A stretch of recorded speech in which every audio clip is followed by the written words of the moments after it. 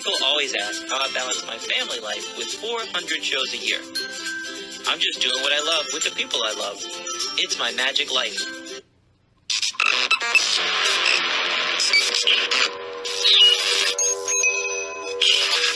I like Wes Iseli. I like everything about him. All right, guys, we're back. And this week we have one of my favorite people in the world. This guy, I met him at MAES years ago, and slowly but surely I've gotten close to him. I want to hang out with this guy, but I only get a weekend with him once a year. So we talked this year, and I said, you know what? We got to get you on the podcast. Fascinating. I want to get to know you more. I'm telling you, from afar, I love this guy. I can't wait to get to know him more. Everybody, it's John Kostyal. What's up, buddy? How are you? Hey, everybody. Welcome to the Tales of Trickery Tavern. We have some great food here, some unbelievable magic, and of course, we have polkas. Nobody ever believes that the accordion is real, and not the greatest, but having grown up with the accordion, having grown up playing the polkas, it's basically my life. Drive my family crazy with it. But just to prove that I do know what some of the keys are for.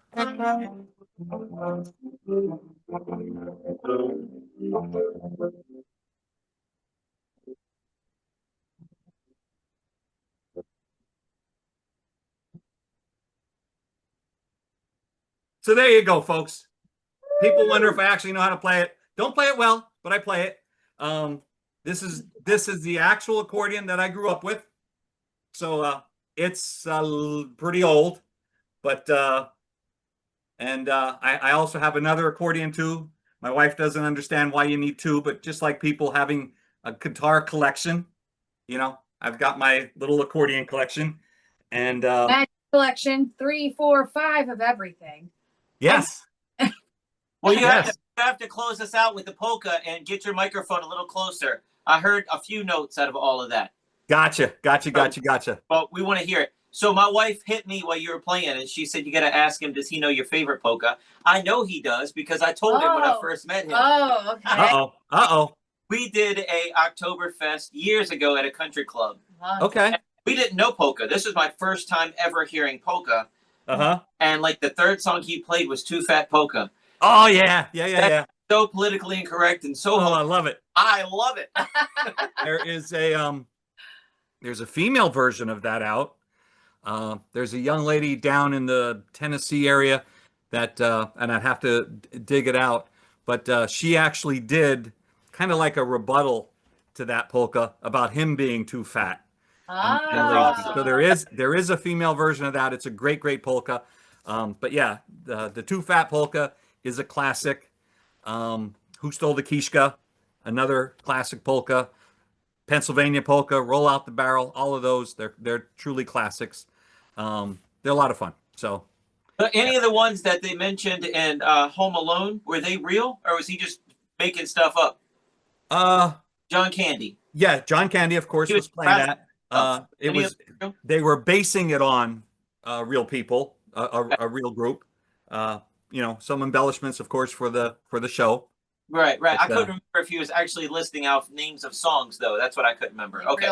Yeah. And of course, like I said, having grown up as a child, playing the accordion, listening to polkas, playing polkas and everything, as I started to get back into magic, because I was back way in the 70s during the disco days, okay?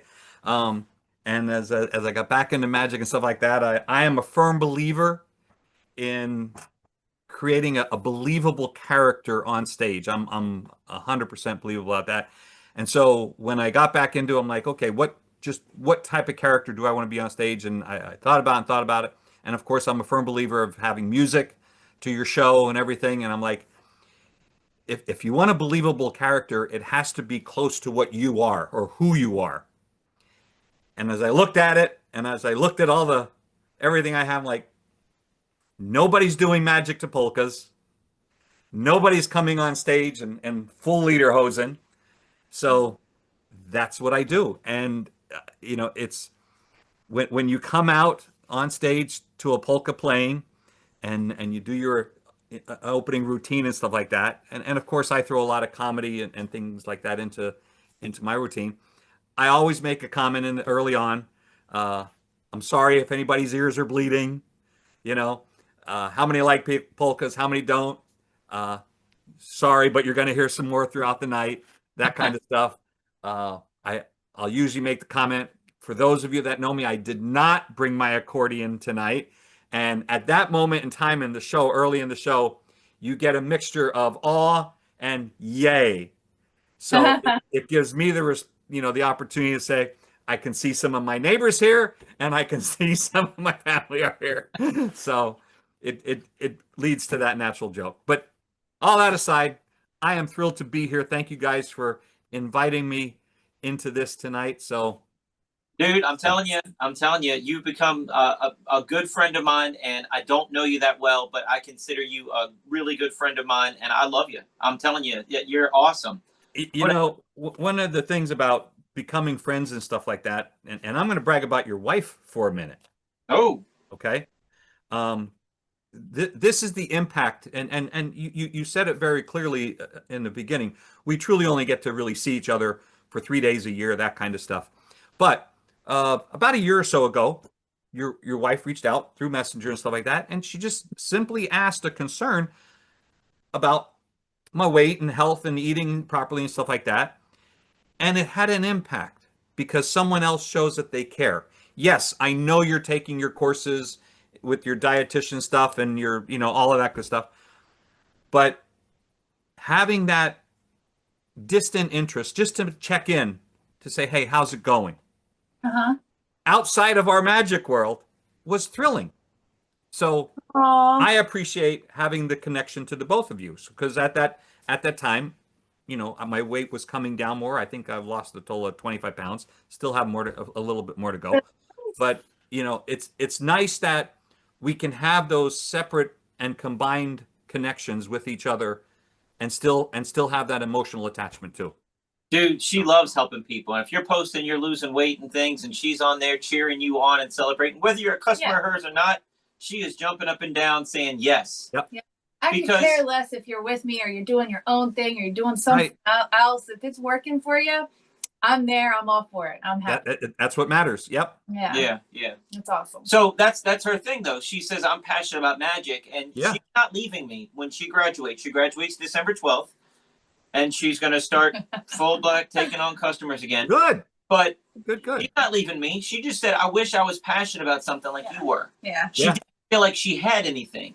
Gotcha. Magic is fun, and I enjoy doing magic shows. I'm completely honest. I hate the load in and the load out, but the work part. Yep. Yeah, the shows are fun.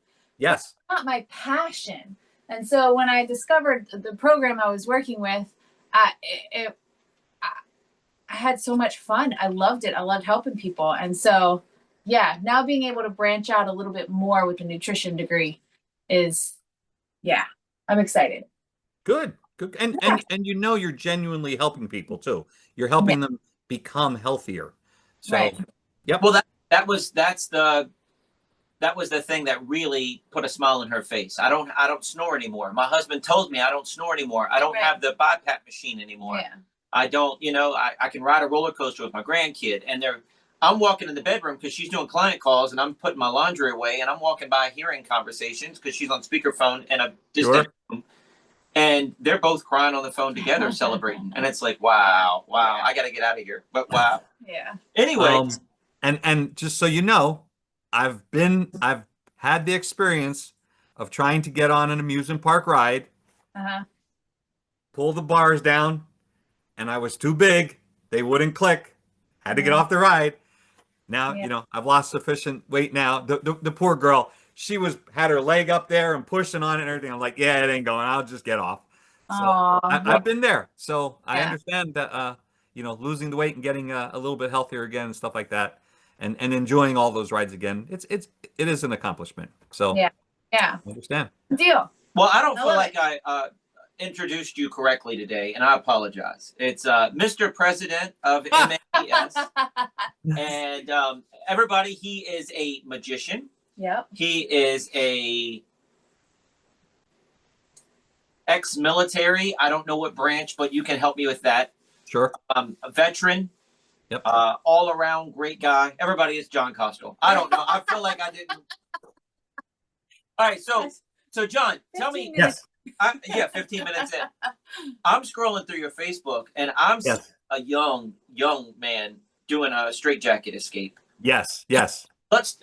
What came first, magic or military? So magic came first as a child. I grew up in the coal regions of Pennsylvania. Going into the Army was my way out of the coal regions to start a whole new life. The earliest pictures that you see there of me with the straitjacket, the short story of that is I went through basic training, went through my schooling, and the first place I got stationed at was Fort Ord, California, which is shut down now, but it's in Monterey. And I started working on my off time. I worked at the post JAG office with all the lawyers and doing court martials and all that kind of good stuff. And on my off time, I was lucky enough to get a job at the local magic store down on Cannery Row called Tricks and Things, Zucchini's Tricks and Things. It's still in business to this day. So we're going back from 78 all the way to now. Wow. The owner of that store, fabulous guy. He brings a smile to everybody's face. He taught me how to basically sell behind the counter and get the tourists ones in. We sold everything from Halloween masks and sponge balls and hot rods on up. And he was the one that got me started in doing shows. I actually got to fill in for him. He took ill and he gave me one of his shows to do for one of the Monterey issues. And what happened was the upcoming PCAM convention, Pacific Coast of American Magicians, was happening in San Francisco that year. And I happened to be up in San Jose at a magic shop up there, and they were discussing doing an opening event, a stunt. And, they had already had, and I know this gentleman has passed on, super nice guy, Roger. Roger had done the blindfold driving one year, and so they were talking about different things. And they said they would love to do an upside down straitjacket escape. And I just happened to be there. And I said, I'll do it.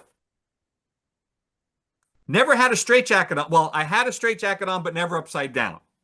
So, went out, got myself straitjacket. Me and my Army buddies practiced hanging upside down in the barracks and stuff like that.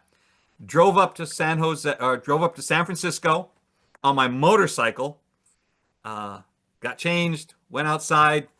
They had the pulley and everything hooked up, and they said you have to sign a release. Obviously, signed the release. They took it down, and they said we don't think the hotel manager is gonna approve it for liability. Now, at this point, all the news stations are out front, the reporters are outside, so they're kind of pushed into a block, and they're walking me out to do this upside down straitjacket escape. And one of my buddies said, the hotel manager said, okay, it's okay to do. I don't know that was actually true or not, but we went out, we put me in the straitjacket, we tied up the feet, we hoisted me up on the outside of the Jack Tar Hotel, which no longer exists. But yeah, so I got to be on the local news out there, got to make the newspapers. And the funny thing is about that whole story is, as I said, I was working at the JAG office. The big colonel attorney of the JAG office was at the officers club that night. And of course I had to ask him permission to go and risk my life and all that stuff. He's having a drinks with his buddies at the officers club. The news comes on. I'm on the news, and he's going around, that's my guy. He works for me. So he got to brag about me as a young 18-year-old kid doing these upside down escapes. So that was the first convention I ever got to go to, PCM 1970, 78. And I got to open it doing the upside down straitjacket escape for that. And then, of course, when I went over to Germany for 3 years, I got to do it over in Germany also. So I've loved doing the straitjacket escape upside down. Obviously, the body doesn't do it anymore. but I talk to my wife about it all the time. As you're traveling up and down the highways, you see all the cranes doing the repairs on the road.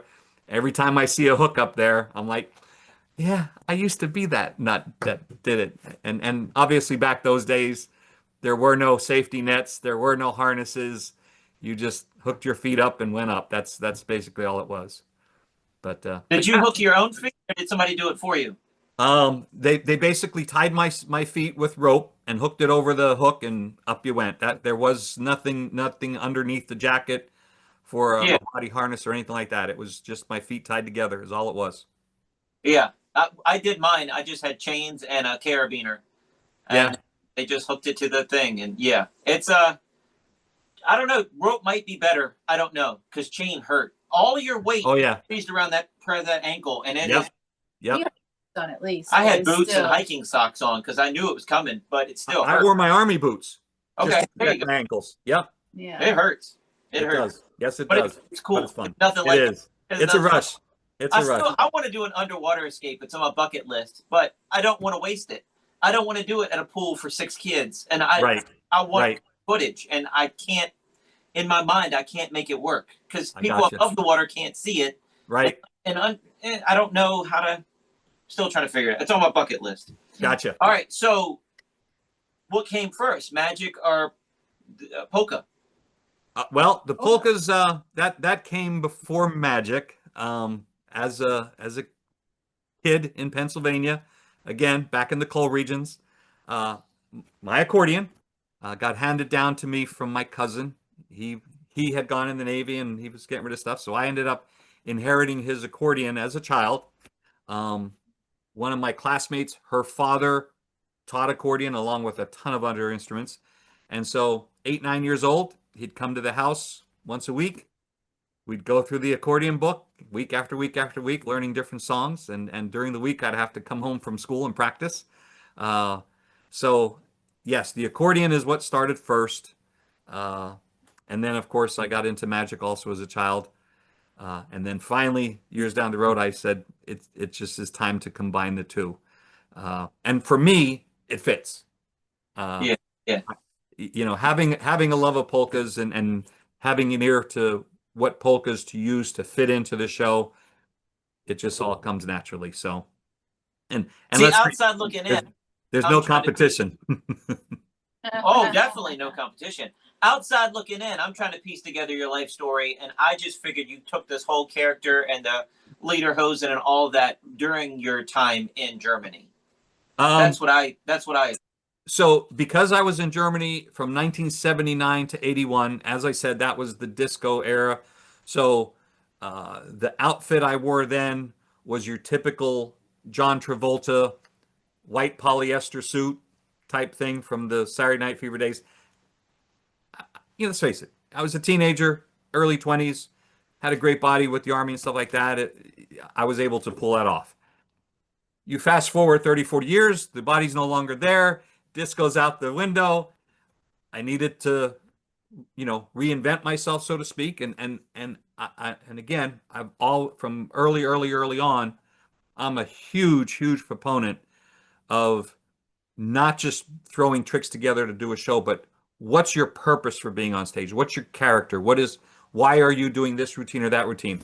And so when I started putting everything together, I said, okay, music wise, I knew I wanted music in there. What's me? And it all comes back to the accordion, the polkas, and like I said, lederhosen. And so because I love magic that has stories to it, and that's why my show is called Tales of Trickery. Everything just fell into place, and we went from there. So there you That's go. awesome. So at some point, I think it might have been this year. I think it was this year. I found out you were a drill sergeant. Yes. That shocked me because I see you as a big teddy bear. I see you showed me a picture. I think we were the Addams Family one year, and you said, "Well, you should have had Uncle Fester," and you showed me a picture of you as Uncle Fester. Great Uncle Fester. Like I see you as Uncle Fester, and that's how great it was. Yes. Yes. And then this year, I think it was this year, I found out you were a drill sergeant. Right. Tell me more. And we talked like 20 minutes. Yeah. So tell me about your military career. We'll get back to magic. Certainly. So, my Army started right after a week and a half after graduation high school in 1978. I went in the Army, went through basic training. The first job that I got trained for in the military that I had for 12 years was as a paralegal. So I got to work with some super, super great attorneys, California, Germany, Washington, D.C. area, that kind of stuff. Also over in Pennsylvania. And then because of the way the Army shifts things around, after some active duty time, I went into the National Guard for a while and then over into the reserves. But because the Army's mission changes, I got the opportunity to change my job, what they call the military occupational specialty, or MOS. I got to change that. But before I changed it, while I was in Germany, the Army has a specialty MOS. It's called 00D, double O Delta. If you have a skill that the Army doesn't train for, but they can use, you could put your paperwork in to be considered for this double O Delta position. So I'm in Germany. I'm working at the, other than doing my paralegal work during the day, I worked at the officers club in the evenings on Fridays and Saturdays. Every Friday and Saturday, with all the officers that I'd be reporting to during the day. On Friday nights, I would do a family show in the restaurant portion of the officers club, and then I'd go behind the bar and do bar magic as a bartender.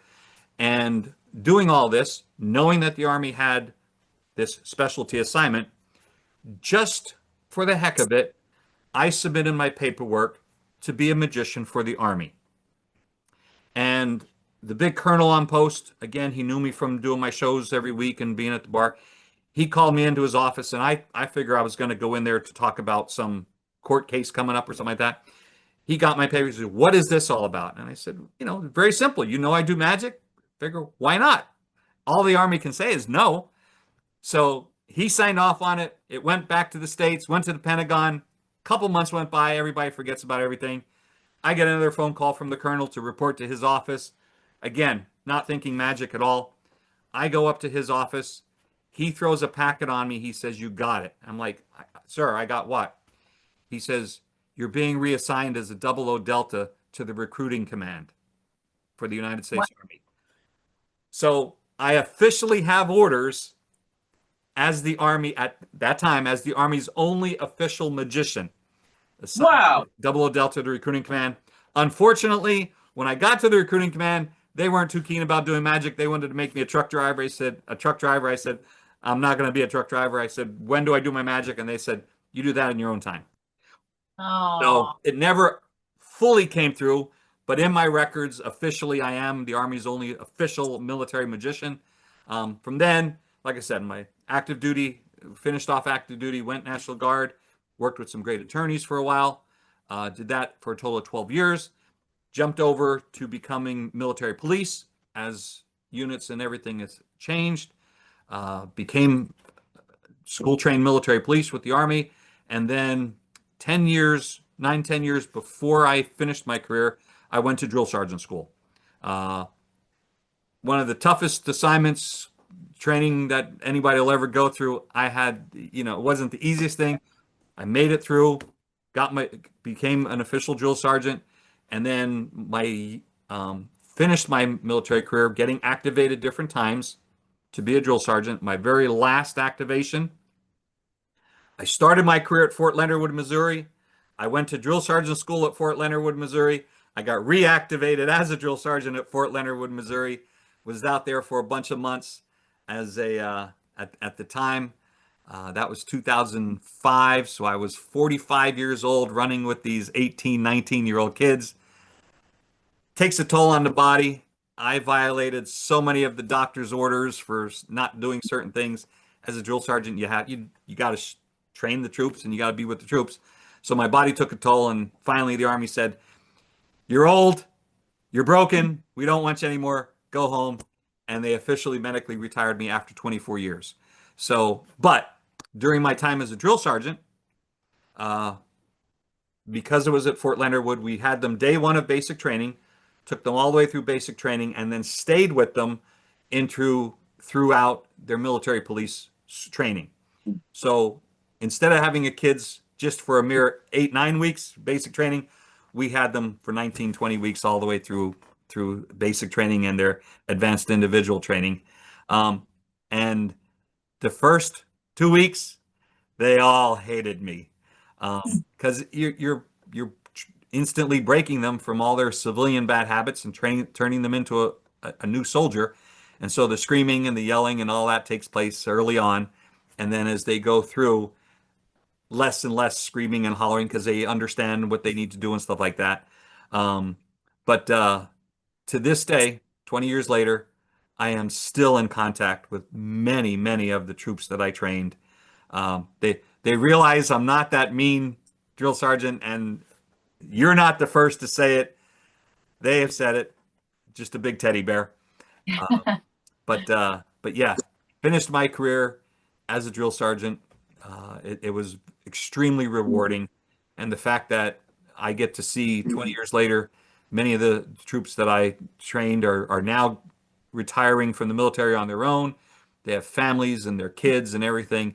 It's so great from afar to get to see how they developed and how far their lives have taken them.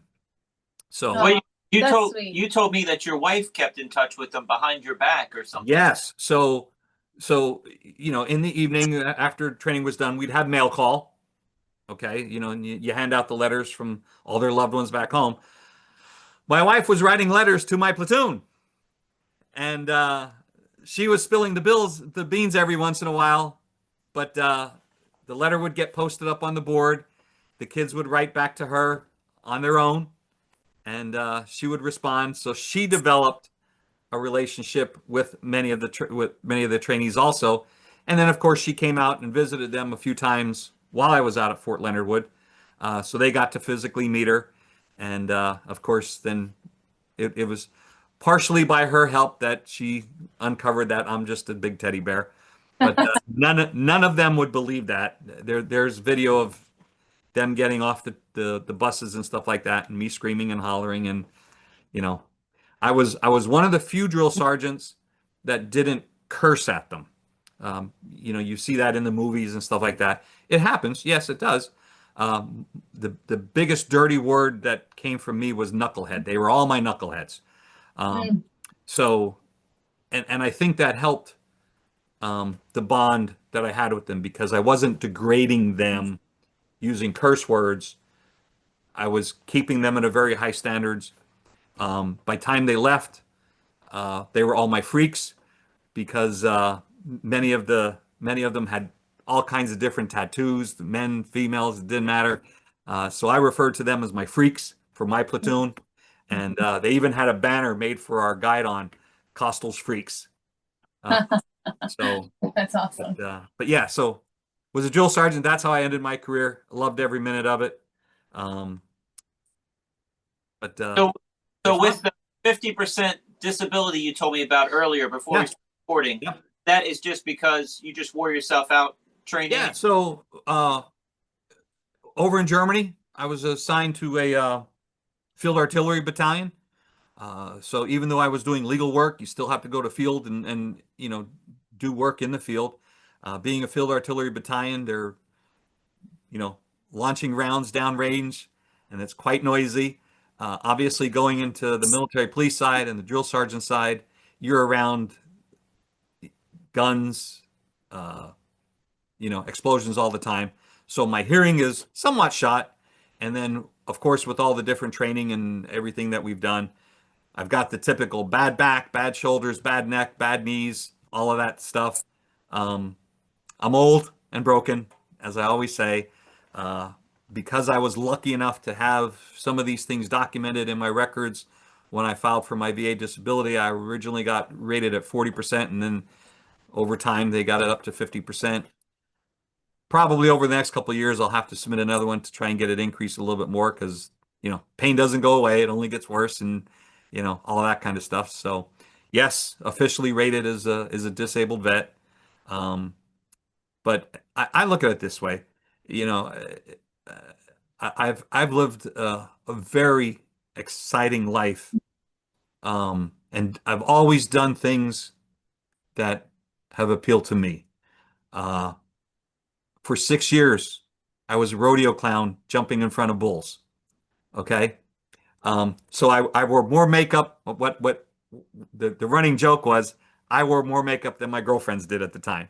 Um, please understand, I was not the world's greatest bullfighter. Not at all. Okay.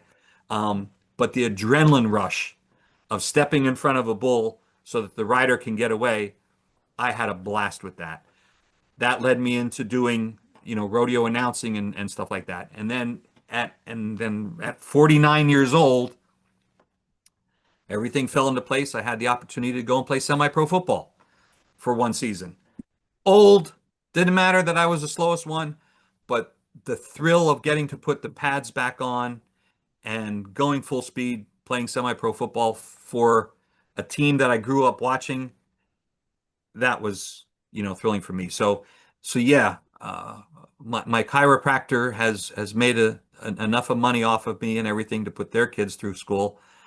But I tell anybody out there, if you're still above ground and you have a dream, just Wes, just as you said about, possibly doing an underwater straitjacket, underwater escape sometime, figure it out and go do it. Yeah.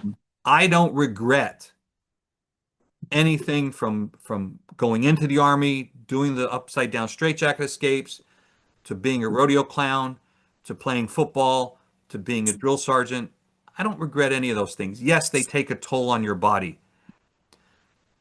But when you can't do those things anymore, you have treasured memories to pass along to your children, your family and stuff like that. And nobody can take that away from you. My wife, has asked me over the years, you're not jumping in front of, because when we met, I was doing the rodeo stuff. She says, you're no longer jumping in front of bulls. You're no longer playing football. What do I need to prepare for next? Yeah. Because she knew I'm that adrenaline junkie. And I said to her, it's real simple. I enjoy being on stage, having fun with families, making people laugh. That's where my adrenaline rush is right now. I don't need to hang upside down from buildings and cranes anymore. As much as I would love to continue jumping in front of bulls, I'm just too slow and too old. It ain't going to happen anymore. I'd be the one getting hurt more than anything else. So yes, magic affords me that opportunity to have fun. And you guys, have mentioned it already and you experience it. If you're having fun on stage, that transmits to the audience. And if your show is decent and they're enjoying it, everybody's a winner at that point. I'm not ashamed to say I go out and if I'm having more fun than the audience, I'm happy about that. Because I know they're having fun too. The laughter and them coming up afterwards. Let's face it, an old guy wearing lederhosen, when they come up, they want to take a picture with you. I'm more than happy to oblige.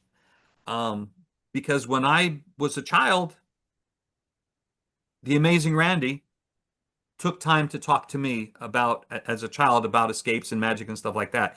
He took time to talk to me. And other magicians too. As we all know, we don't realize it as a child, but it's really a small community. And to me, that's how we should be paying it forward. Encourage the youth. Encourage, even if it's not a youth, it's just someone 20, 30 years old that's just starting off in magic at local clubs or, MAES, whatever. Pass those comments, those wisdom, skills, whatever, along to others so that it can continue and progress. And you just never know who you're going to be encouraging. John, I take it probably too far because I meet people at shows that have an interest in magic. Where do you live? You live close to me. Come over. Mm-hmm. I invite them over to the house and I show them magic. Natalie's like, you don't know these people. Yeah, but they like magic. They're good people. Yeah. So it's so true. Yeah. Yeah. Well, I don't know how safe that is, but yeah, that's several people that we don't really know. Take them up on it and come over, and then they stay so long. And I'm like, well, you want dinner? I mean, making dinner. It's yep. It's somebody new to play magic with. I'm in the middle of Virginia. There's nobody around here, John. Anybody that I could show magic to or do magic with. Heck yeah, man. So I have so many questions, man. Sure. I'm telling you, I love you, dude. Fire away. So JAG office was a question, but you figured out paralegal. I was wondering if you study law or whatever, but paralegal. I've been asked to go to law school many, many, many times, and the bottom line answer there is, um, I don't agree with law. I love the law, and when I say I don't agree with it, um, it's I've worked with some fabulous, fabulous attorneys, but it's just somewhere in my head, if you committed a crime and you're guilty, pay the penalty. But the law allows you to have an attorney to get you off, Right. and to walk away scot-free. And I would not want to be in that position, good lawyer, bad lawyer, whatever the case would be, to fail in doing that task if I was tasked with being a defense attorney. Um, you're guilty. Okay, I can understand maybe negotiating a lighter sentence or something like that, but just to use the law to find a little loophole to get you released, and then you're sending back out on the street, you know, in essence, a criminal. So that's the reason I never went into doing law. But I was asked many, many times to pursue that. I enjoy all the work I've done since then, being associated with the law and different court cases and stuff like that. Uh, in another week, I'll be testifying in federal court uh, from my human resources positions that I do on a case that's coming against a former employer, and I get to testify on their behalf. So all these years later, I'm still wrapped up in it one way or another. Wow. Wow. I have the same thing with being in jury duty. I could not do it. I do not want to do it. Yeah, Luckily, I've got out of them because I have shows. I mean, gotcha. I have a signed contract. I got to be here. I've already promised these Sure. people I'd be Yep. here. What can I do? Can I get out? Whatever. And luckily, they've passed me. But beyond a shadow of a doubt, I can't. Right. I have doubts. There's Sure. AI. There's people, Yep. bad people on both sides trying to. Yes. I Yes. have a doubt.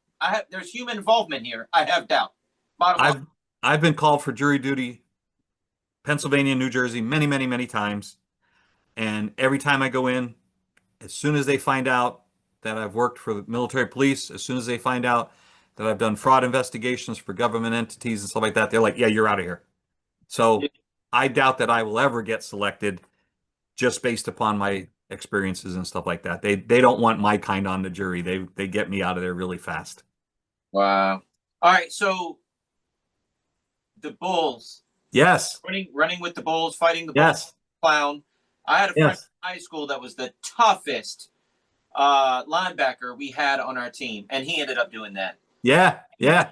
Major injuries. He Yes. got up. Did you have any bad Did he hits ride with the that? Bulls, No, or he was a clown. He was the clown. Okay. Yep. So I was very blessed. I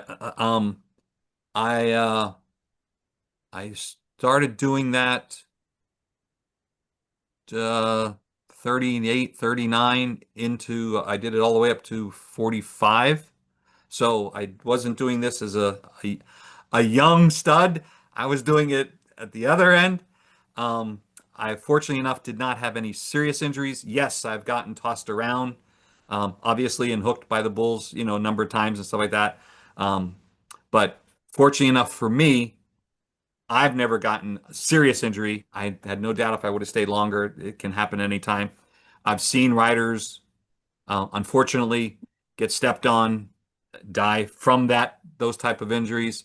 It's a very and doing it way back then, the riders weren't wearing the helmets and stuff that they're all wearing now.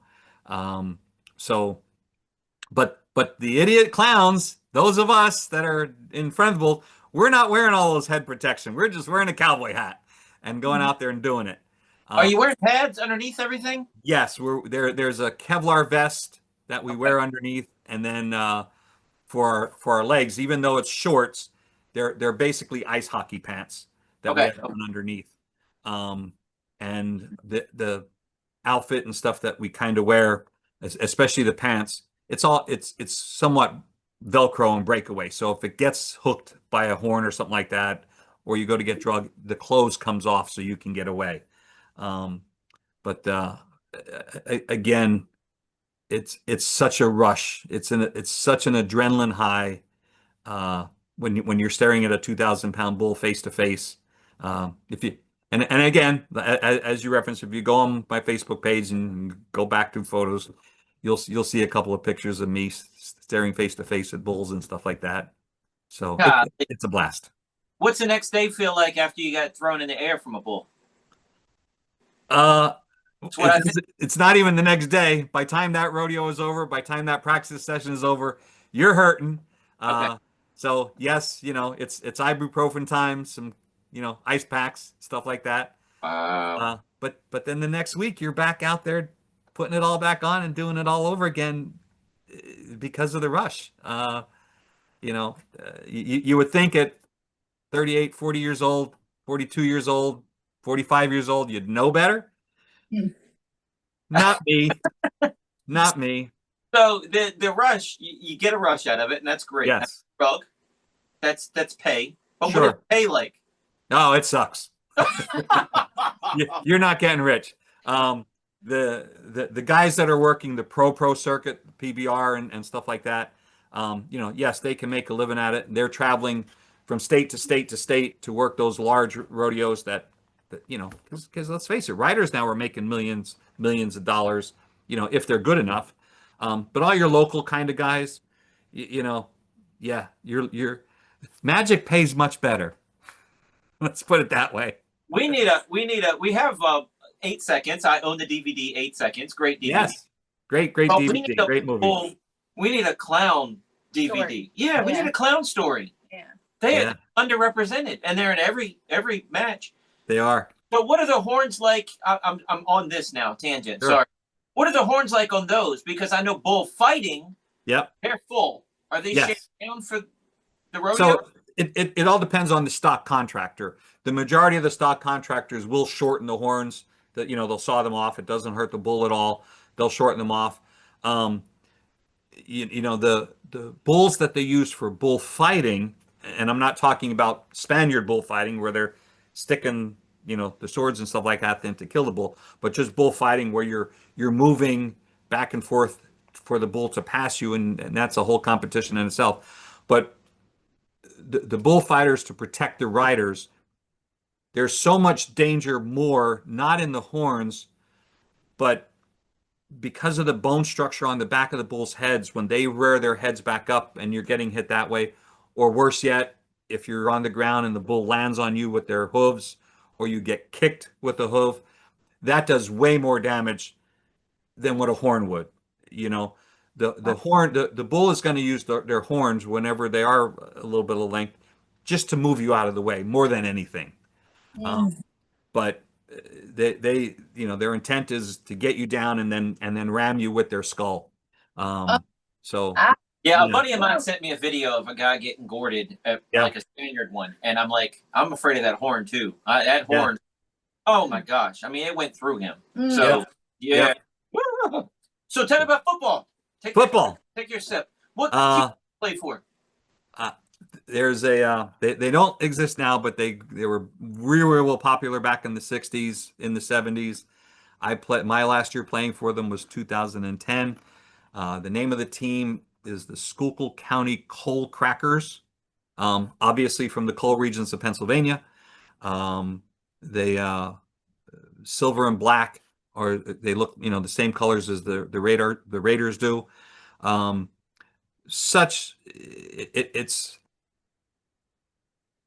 It's kids that refuse to grow up, that will never make the pros or whatever like that. And don't get me wrong, there are a number of semi-pros players that do that until they can get picked up by a pro team or something like that, just to keep in shape and stuff like that. But playing semi-pro football, again, it's a rush. I was fortunate the year that I played, we had an undefeated season and then lost the championship game. But my fellow teammates and stuff like that, all from Schuylkill County area in Pennsylvania, all from the coal regions, all coming together from different high schools that you would have played against in high school, and now you're all on a team. You're living out your own dreams and stuff like that. In high school, I was a crappy running back. In semi-pro, I was a crappy lineman, on defensive line. Because that's why, I'm very honest. I'm in no way, shape, or form do I try and present that I'm this, great athlete. No, but I have so much fun in all the things that I've done, and I'm so blessed to have people give me the opportunity and allow the doors to be open for me to go and have that fun. Uh, so yeah, so I did. I was a rookie at 39 years old, turning 40, oldest guy on the team. But man, I had the biggest smile, most fun, going out hitting full speed again. It's just a blast. I there's no way to say it. I love football. So Did you? So how does semi-professional work? Is that are you just playing other teams in your state, or do you travel around state to state like the professional? yeah, you can travel state to state, Uh-huh. depending upon the league that you're in. There's a Okay. variety of semi-pro leagues out there. Um, we obviously played teams in throughout different places in Pennsylvania, also in New Jersey, down in Delaware and Maryland. So that was Okay. kind of like the area that we focused on. Um, but again, it depends upon the league. Yeah.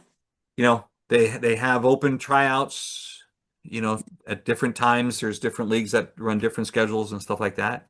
You're interested, you buy your own gear, you show up to practice on your own, you Wow. tape up yourself on your own. If you're lucky enough to have a trainer at the game to get you taped up for the for the game, and that person is usually a volunteer, sometimes family members, whatever the case may be. Uh, but again, everybody's out there. No one's getting paid. Uh, you're just out there. You're a big kid. There's no other way to put it. You're doing the things that you enjoy doing, and you're getting that opportunity. Yeah, there are a number of them that are on their way down from the pros, a few that are on their way up to the pros, but the majority of them, they're just like everybody else. They just want to have some fun on a Saturday afternoon, so they go out and play semi-pro football. So, are you Nice. playing on high school fields, college fields? Wherever Yeah. you can get. So yes, whatever the league can negotiate for your home team. Uh, so some will take place at the majority are high school fields, the majority of them. Some of them are your typical community sandlot fields kind of things, where the smaller kids will be playing on. There are a few times you get to play on AstroTurf for like a college place, but those are rare. Usually your Wow. championship games are for that. But yeah, it's wherever you can get 100-yard field with some markers on it. That's awesome, man. That's Go out and awesome. play. That's Nice. awesome. All right, so tell me, where did you meet your wife at? Where because you've been all over the world, and you're doing this, you're doing that. Yeah, so my current wife, her and I met. I was activated in the Army locally here in New Jersey, and we met line dancing of all things, country line dancing. Um, Again, I was quite younger, quite more in shape. We met line dancing. She was at the local club with one of her friends. Asked her to dance. We went out dance. We chit chatted a little bit. Slow dance. Went out and danced again. Chit chatted while we were dancing, and she went back to her friend that she was sitting with and says, "Hey, this guy's in the Army, and he does rodeo." And then she went back and said, "But he's the clown." So shortly after that, I invited to her to one of my military picnics and outings that we were having, and she was nice enough to come along. And that's been 20 some years now. Um, Probably, I think we're going on 23 years together, 20 years married now. Uh, Aw. Michelle is not a fan of magic in any way, shape, or form, but Aw. but all of my jokes as a rodeo clown, as a rodeo announcer, and all as a magician, if the joke hits and gets a big laugh, she wrote it. Ah. That's So great. as much as yeah, so she's not a big magic fan. She has gone to a few shows that she's enjoyed and stuff like that, but she's like, yeah, you don't need to show me a card trick. Not interested. But She's has written all of my best jokes and everything else. So yeah, Still cool. Yeah. I'm really, really appreciative of that. When I'm stuck on something, I ask her, I said, stew on this for a little while and come back and give me your ideas. And 9 times out of 10, her ideas are better than mine. So I've learned over the years, stick with her. Oh, And she sweet. feeds me every day. She lets me wake up every morning. So yeah, She takes care of you. she That's does. awesome. I am so blessed. Partner. She's like a silent partner. She's behind the scenes writer. She is. She is. So she never tells me no. I don't know why, but if there's a magic convention coming up or show, she's like, yeah, go ahead. Um, this coming March out in Vegas for the first time, there's a comedy magic workshop that is taking place at Mac King's backyard. And Wow. when it got announced, it sold out in 24 hours. Wow. I And believe it. when it got posted, I hemmed and hawed like, yeah, I don't know. She's like, go for it, go for it, go for it. It's certainly not cheap. She goes, you love Vegas, you love going to see Matt King, you enjoy all these other comedy magicians that are going to be there and stuff like that. She says, go. So coming March, I'm going back out to Vegas to do a 3-day workshop with Matt King and a whole bunch of other people. Great. It's, limited attendees and stuff like that.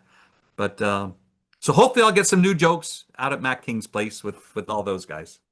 That'll be It's awesome. fantastic, man. And just getting to hang out at his backyard, hanging I out. know Like, it's okay. Yeah. he's doing the 3 days at his house. So yeah, we'll get to find out then. Wow. Wow. Nice. All right. So outside looking in, Yes. I figured your busy season was only during Oktoberfest, dressing as this character. I didn't know this was a year-long thing. I didn't know. So what kind of shows do you do? I know you do Oktoberfest shows, but what other things do you do throughout the year? Yeah. So what I do for Oktoberfest, I do, this is it all year round. The polkas. I primarily do stand-up comedy with magic. I do a family type event. So if you are bringing kids, yes, there's, I'm not dropping F-bombs and things like that. If it fits a particular person's character, go right ahead. I look at it just my own self. I don't know who's in the audience that has the potential to hire me for something else. And, that it's all about making another dollar at another show. That's really what it comes down to, along with entertaining and stuff like that. But I don't want to have someone turned off because of a dirty joke or something along those lines. So I will do anything from doing shows to help raise funds for other programs, other organizations, to open mic nights, to comedy. I've done comedy club events. Again, still coming out in this. I let them know up front, hey, it's lederhosen and polkas. That's what you're getting in your face. And, obviously that doesn't fit every location, depending upon, their clientele and stuff like that. But I don't get, there's, when I explain, family show, you can bring the family, here's what you're going to get, you don't get too many rejections. You know how tough it is just to get shows booked to begin with. So wherever I can find a show, obviously I'm not doing the large box type illusions, the sub trunk, zigzag, those type of things, levitations. No, I'm not doing that. I'm coming out myself, kind of like a stand-up comedian. It's you and them on stage. I bring the audience up on stage with me, have fun with one or two doing, different types of effects. I want whoever I bring up on stage, I want them to know that they're not going to be ridiculed. They're going to have fun. I'm going to make them the star of the show for that portion of it. So and again, it goes back to what I just said. I don't know who's in the audience that has the potential to book you for something else. And so I want that experience to be very positive and fun. We just had a corporate event, and it was 2 hours of close-up magic, but they were doing a seminar or whatever, and of course the speeches went long. So then they're like, all right, well, we just need you for an hour. Okay. All right, it's going long. We just need you for 45 minutes. Okay. But it's going to be in the next hour. And Natalie's like, all right, we have to charge you for another hour then. Okay. Sure. They didn't care. But then they Yeah. asked me to go to the head tables because we only had time to hit so many. Yep. Great money, stupid money. Sure. Corporate's great. Where I'm performing for their bosses, Yep. the head of the company, and I'm doing the same jokes I do to no. They're just people. Yes. Like, I can't believe you said that to Mr. Smith. And Yes. it's just a joke. Smith was laughing. We're all having. Yep. I don't treat him on a pedestal because I don't know him. Right. Correct. And they're like, "This was fantastic," and it's like, I'm just doing my job. It's so fun. And especially with those corporate events, to me that also gets to boost morale for them also, because they get, for a moment, they get to see the CEO, the president, whatever, in a different light, having fun, just like any of the other employees would be. So yeah, I love doing corporate type stuff. It's like you said, stupid money, which is great. Yeah. Many of my type corporate stuff, I'm gonna say, yes, I'll obviously do the stage stand up type stuff, but I'll also stick around in the back of the room, because a lot of times it's at conventions and things like that. I'll be happy to stick around in the back of the room and do close up magic, that type of stuff. And I'm still there. You're still gonna have your close up stuff with you anyway, 9 times out of 10. So I'm not going to take this off and run upstairs and come back. It's what it is. So if I'm there and I'm already getting good money, why not give a little? It lets them know you're willing to give a little bit extra. To me, when you're doing not just corporate events, but almost any event, I don't want to be the problem child at that event. Even if there are problems, I'm trying to minimize whatever I can. If another performer wants to come in and complain about this or that or the other, that's on them. If the stage isn't right, if the lighting isn't right, if the sound isn't right, I'm going to deal with it. I'm going to do the best we can. We're going to, say, hey, I realize this isn't normally the way it is, but here's what I can do for you anyway. 9 times out of 10, they're apologetic, first of all, sometimes, and you're not the problem child anymore. You're help, especially when you're working with one of their staff members that it's their job on the line almost sometimes, and you're making them look good now by helping them through a situation. So that I'm 100% to try and not be that problem child anywhere I go. Yeah, we come in, we bring our own sound and light and everything and backdrops. They're like, we have that. Yeah, but I know mine works, and I don't have time to. We don't have the person that has the key to bring down that projector, and correct. I'll just set mine up, and I'll be the easiest guy you've ever hired. I tell that to every theater. Let's do everything. What do you need? I need nothing. Stop talking to me. I got it. Talking to me stops me from doing my stuff. From setting up. They want to talk to you about other magicians that have been there. It's like after the show, after I'm packed up, I'll talk to you all night. But but I'm not. I don't. I'm the same way. I always have my backdrop. I always take my own sound system. And if they have obviously theater stuff like that, they've got much better sound systems and everything like that. Yeah, sure, I'll happily use their stuff. Plug my microphone into their sound system, certainly.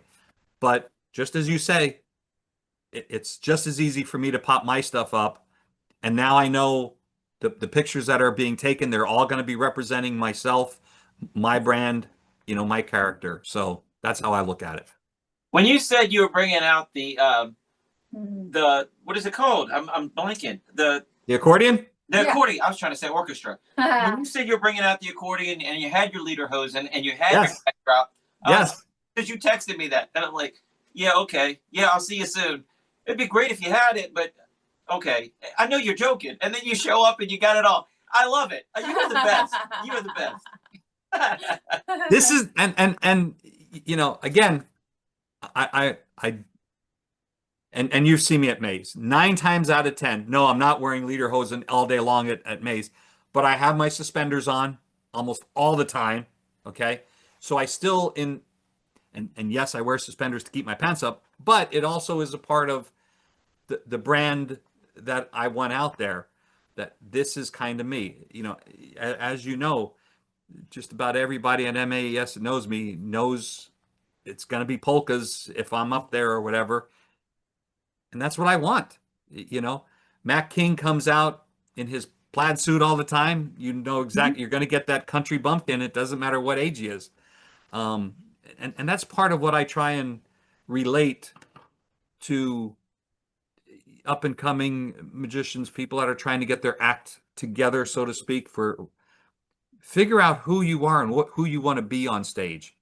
And, you know, not everybody can be Piff the Magic Dragon in that type of a costume, but, you know, that's still a little bit of who his real personality is that's coming through, you know.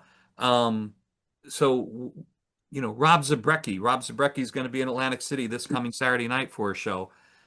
Such a unique character. You know, Carissa Hendricks as Lucy Darling.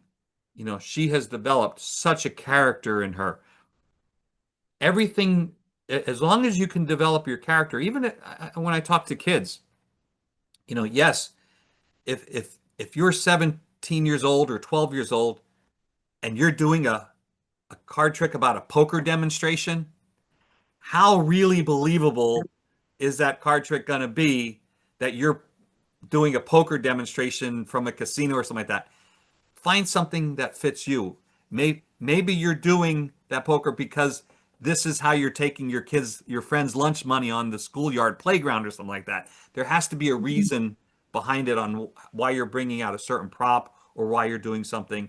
What is that reason, and does it fit your character? Like I can talk forever about character stuff, but if you can develop who that character is, you're going to be so much more believable on stage when you do a routine. I remember buying props as a teenager, and it was saying that, you know, I learned the secret to this trick on my 3rd trip to the Orient. It's like, yes. I'm from Bodunk, Virginia. I haven't been out of the country, much less my 3rd trip to India. Or yes, exactly. So you're and that's exactly it. You know, we all have our magic drawers and magic shelves and stuff like that filled with different props. Yep, exactly. Hoppity rabbits and stuff like that. But and let's face it, there's some great props and great effects. But how does it fit your character? You know, it's one thing if we buy it to add to our collection. Okay, that there's nothing wrong with that. But if you're looking at something to fit your show, so, you know, don't just get hyped up on the latest greatest. Is it going to fit your character? Because 9 times out of 10, it ends up in the junk drawer or in the tote that you've got stashed away, and it never makes it to the show. So that's what I try and if you stick to that, you save a whole lot of money. Yeah, you're not buying stuff you're never going to use. John, you are awesome, dude. It's already been over an hour, man. Yeah. Wow. I found out. Sorry. No, it's not a problem at all. I found out more about you tonight, and there's more layers to that onion that's John Kostyal. That line dancing, a rodeo clown, football player, drill sergeant shocked me. But now I got line dancing on here too. What else don't we know? I know. We have to do this again. My life has been an open book for many years. I tell everybody you can find me on Facebook. You know, right as we all know, today's voting season. You're going on right now. Hey, if you want to fill your social media, if you want to fill your social media with all the politics, go right ahead. But I'm going back to what I said earlier. I don't want to separate someone from hiring me because they read something on a particular post. We all have very specific things that are near and dear to our heart and our beliefs and stuff like that. But if I'm performing as a character or if I'm being paid by someone else, I'm there to support that program, that company, that event, whatever the case may be. Everything else needs to stay off the side. And I like it when people go to either my personal page or my Tales of Trickery page. They're just going to see magic, family-oriented type of stuff.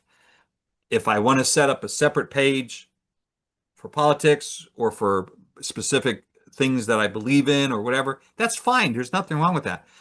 But if you're targeting your customers, especially in the magic world, target them to not turn them off, you know, because yeah, we're all looking for that next paid gig. So And Except for a magic show, they don't want to hear our political beliefs. yeah, correct.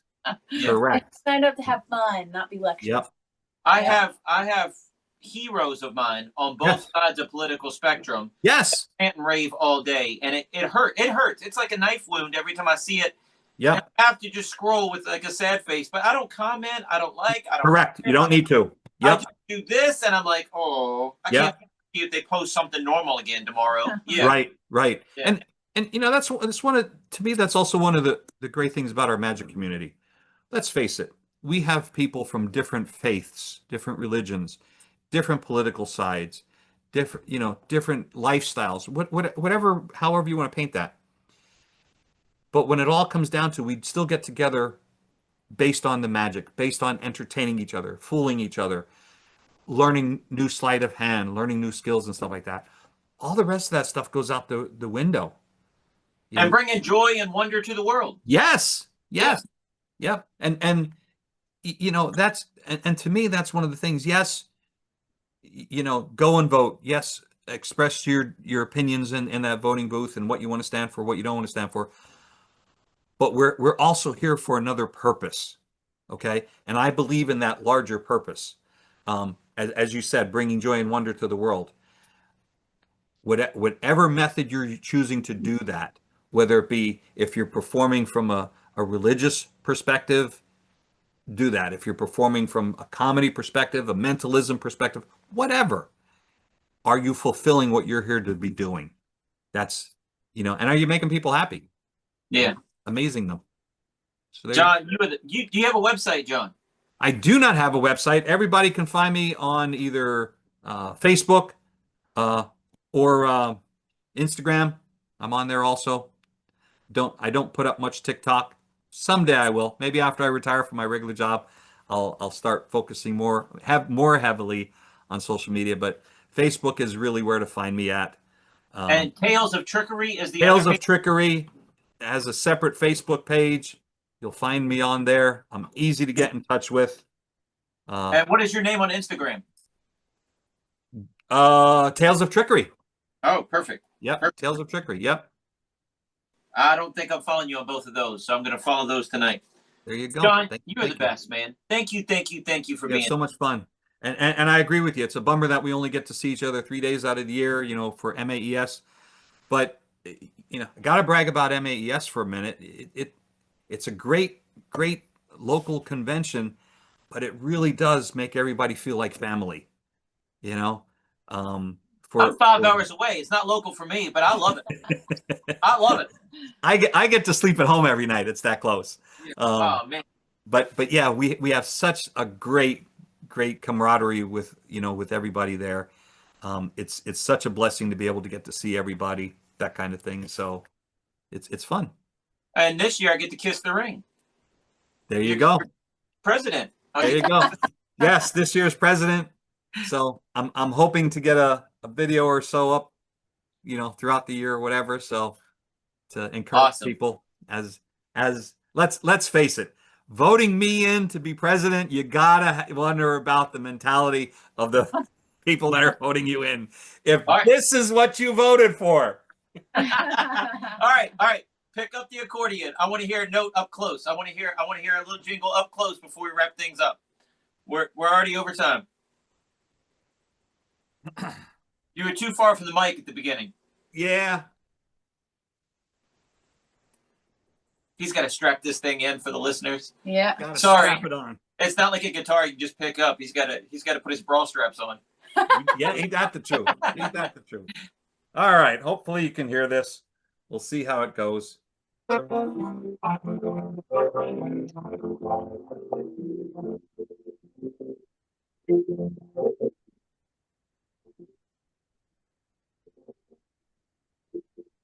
don't know what. Woo! I love you guys. You're a blast to hang out with. John, I'm telling you, I love you, buddy. Natalie, I hope you get to make the next convention up here. It was a bummer not getting to see you, but I know you were studying.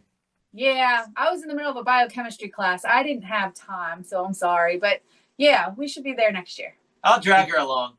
I'll make her good. And it's also, I'll tell you right now, it's thrilled to watch your kids grow up too in front of us all and see them progress and help you guys out. It's always a thrill to see them too. Thank you. John Kostyal on Facebook, Tales of Trickery, Facebook and Instagram. You John got it. Best. The only thing we have left to say is see you next week. Take care, everybody. Check us out online at wesisley.com and patreon.com/Wes_Isley for behind-the-scenes videos, blooper videos, never-before-seen footage, discounts on merchandise, magic trick tutorials, and more. That's Wes Iseli, spelled Wesiseli.